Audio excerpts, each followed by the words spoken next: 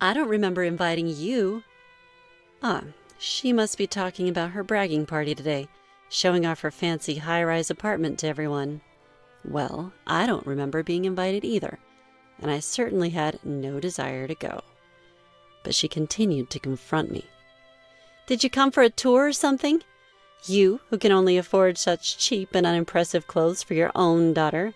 She smirked, looking down on me. Hearing this, I decided to fight back. Is there a reason I shouldn't be here? Yes, this is no place for someone as poor as you. With one sentence, I stopped Jasmine in her tracks. As my words sunk in, her face turned ashen, then quickly flushed with anger. She couldn't believe what I had said and called me a lying bastard, which was rather amusing. My name is Alan, and I'm a homemaker. I did want to work, but at my husband's request, I decided to focus on our home.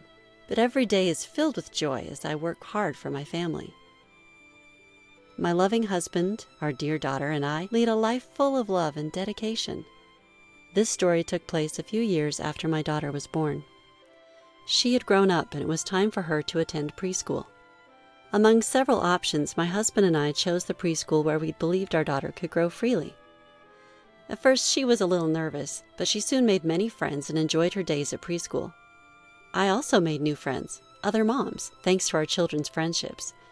But not all of these connections were pleasant. While most of them were kind, there were a few who always tried to one-up everyone else. The leader of this pack was Jasmine.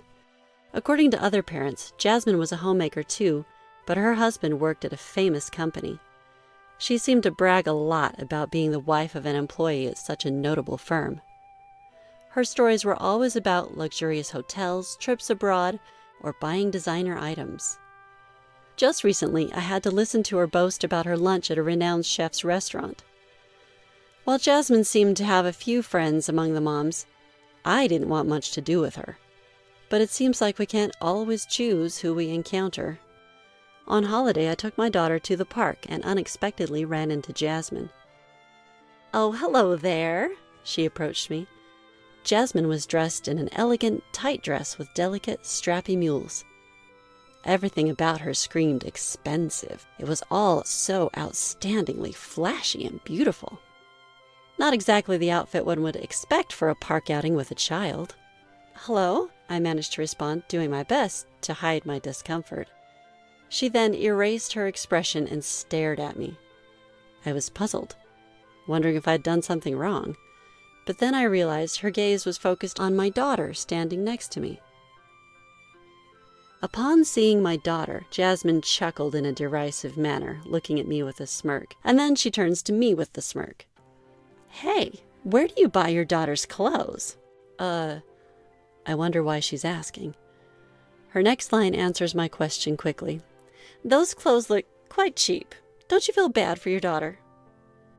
Indeed, my daughter was wearing a simple t-shirt and skinny jeans that you could find anywhere. But it's not ragged, and I never really paid it any mind, so I just chuckled and let it slide. It seems like any response I give would just invite a counter-argument, so saying anything now would only lead to a headache. Better to avoid unnecessary confrontation. Seeing my forced smile, Jasmine apparently assumed she'd hit a nerve. With a triumphant look, she said, "If you can't afford anything better, let me know. I can give you some of my kids' old clothes. They're second-hand, though. If you want, I can even give you some of my clothes." I had no particular desire to accept her offer, so I responded vaguely with, "Sure, I'll keep that in mind if I ever need to." By this time, our kids were engrossed in different play equipment, so I was eager to end the conversation. "My daughter seems to want to play somewhere else, so I have to go," I told her. "Well, if you ever need help with clothes, don't hesitate to tell me." She waved flamboyantly, and we parted ways. Seeing my daughter's cheerful smile ahead of me, my irritation subsided. One day I heard Jasmine was inviting some close mom friends over to a party at her house. Apparently, she'd bought a newly built high-rise apartment with her husband's money. She probably planned to show off the apartment during her home party. I was not invited, but I had no interest in a party thrown by Jasmine and figured it would just be an opportunity for her to boast, so I didn't care. Rumor has it that there was a dress code for the dinner party. Apparently, the guests were instructed to wear ostentatious, brightly colored, and beautiful dresses, which aren't usually required at a casual home party. I also heard that moms from relatively affluent families were invited. Sure enough, looking at the guest list, there were moms with husbands working at global companies or whose families owned large pieces of land.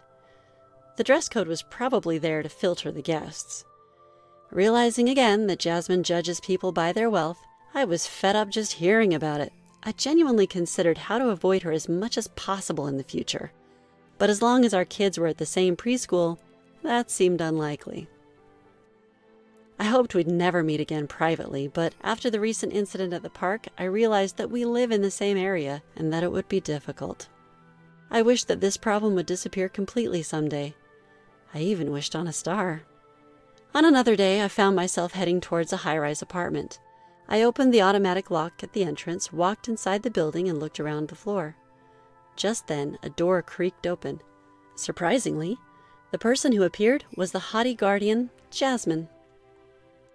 I was taken aback and stood frozen for a moment, but soon I regained my composure. Well, hello there. No matter how much I disliked her, I figured I should at least say hello. However, Jasmine didn't respond, instead staring at me with wide eyes.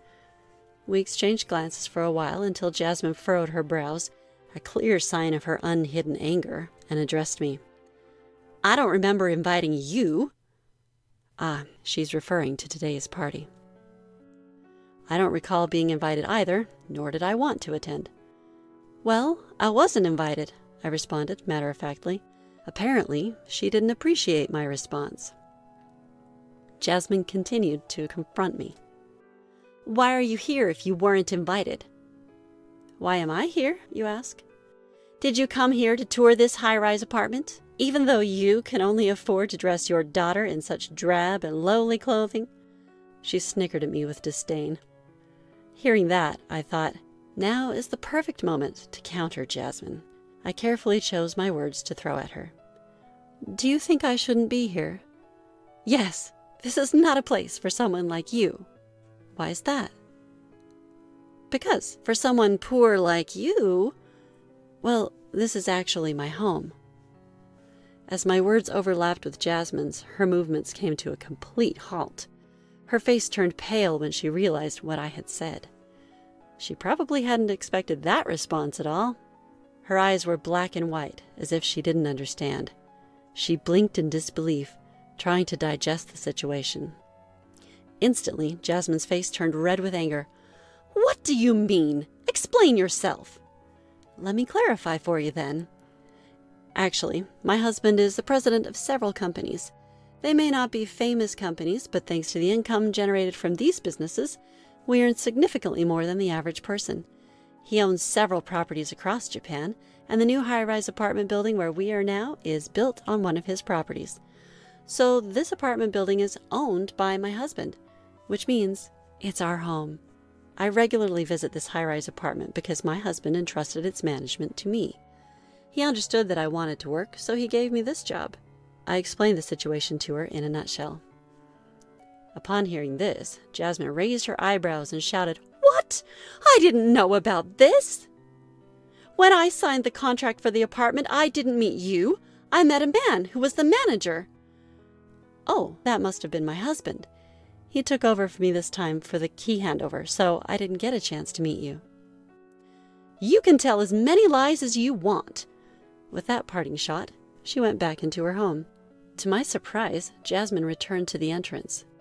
She seemed to have gathered an assortment of things from her home, children's toys, stuffed animals, stationery, clothes, all jumbled up in her arms. You're the one dressing your kid in such pitiful clothes. Stop lying. With that, Jasmine started throwing the items she was holding at me. There's no way you earn more than me. Jasmine's sudden outburst caught me by surprise, but her rage seemed to be running unchecked. Before I had a chance to react, the object she'd thrown whizzed past me. The sound of it hitting the floor echoed hollowly, a reminder of her uncontrolled anger. I decided then that it was high time to set the record straight about the park incident as well. About my daughter's clothes that day. What? Do you remember the day we were at the park? What does that have to do with anything? My daughter loves playing in the sand. I figured she'd get dirty anyway, so I dressed her in clothes that could handle a little grime." "That's a lie."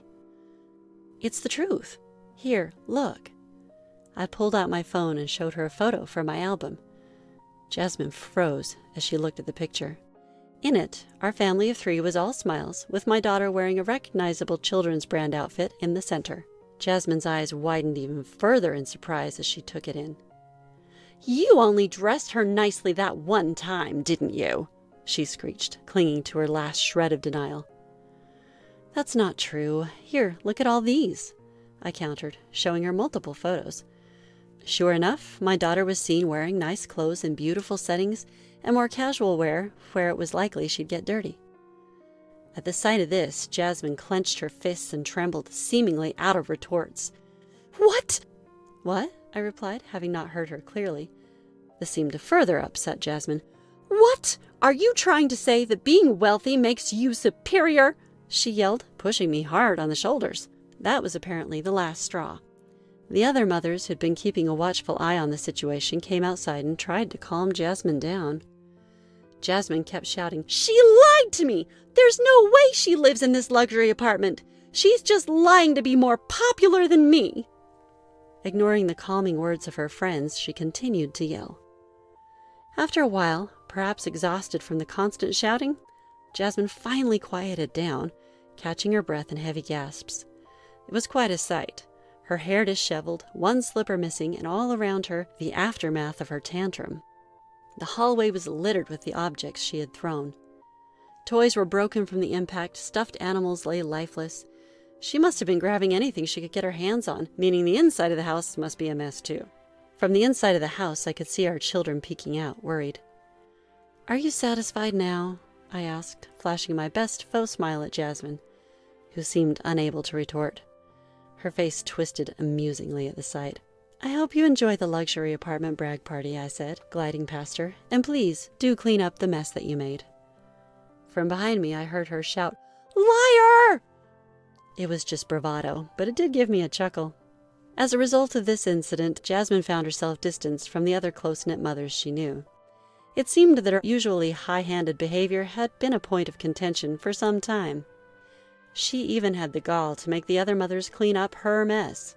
Her outrageous tantrum this time around was the last straw, painting her as an unstable individual in their eyes. The friends Jasmine thought she had amongst the mothers distanced themselves from her, and she found herself isolated in the preschool community. It was a pitiful sight to behold. To add insult to injury, rumors began to circulate that Jasmine had gotten a divorce. It was said that she was living lavishly off her husband's money, jet-setting on international trips and splurging on designer brands. This issue was the straw that broke the camel's back, as it was said that her spouse's affection and interest in her had already been waning. The incident where Jasmine threw objects at me and refused to clean up her mess was the final blow that pushed her husband over the edge. Jasmine reportedly pleaded, "Please, don't leave me." But her husband responded, "I never thought you would stoop this low. I can't stay with you anymore. I'm going to take custody of our child." And just like that, Jasmine was left all alone. Their marriage had been a secret affair where the two had eloped to a distant land. Hence, Jasmine had no one around her to lend a helping hand. Jobless Jasmine, having lost her means of living, was in a tough spot. Word of her fall from grace spread quickly through the grapevine, and finding employment was a struggle. Eventually, Jasmine managed to find work as a part-timer in a supermarket, and was said to be living in a run-down 50-year-old apartment with doors that creaked and groaned. It was reported that she was barely scraping by. After all that's happened, I sincerely hope Jasmine has learned her lesson and will no longer judge people based on their wealth.